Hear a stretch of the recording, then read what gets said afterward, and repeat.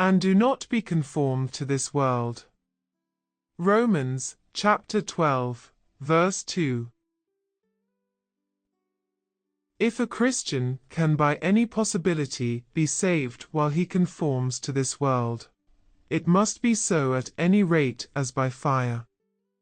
Such a bare salvation is almost as much to be dreaded as desired.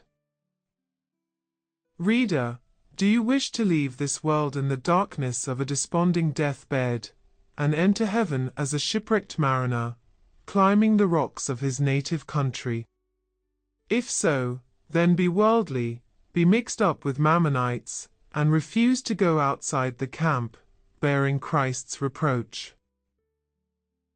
But, would you like to have a heaven below as well as a heaven above? Do you want to comprehend with all the saints what is the width and length and depth and height, to know the love of Christ which passes knowledge? Would you like to receive an abundant entrance into the joy of your Lord? If so, then come out from among them, and be separate, and do not touch the unclean thing. Would you like to attain the full assurance of faith? If so, you cannot gain it while you commune with sinners. Do you desire a burning flame with vehement love for Christ? Your love will be dampened by the drenchings of a godless society, and you cannot become a great Christian. You may be a babe in grace, but you can never be a perfect man in Christ Jesus, while you yield yourself to the worldly maxims and modes of business of men of the world. It is bad for an heir of heaven to be a great friend with the heirs of hell. It has a bad look when a courtier is too intimate with his king's enemies.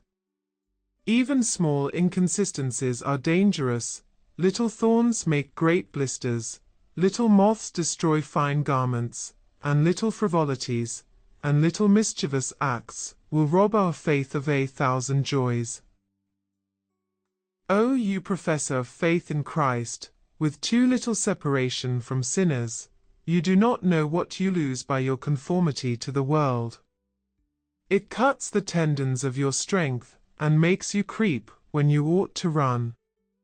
So, for your own comfort's sake, and for the sake of your growth in grace, if you are a Christian, then be a Christian, and be a marked and distinct one.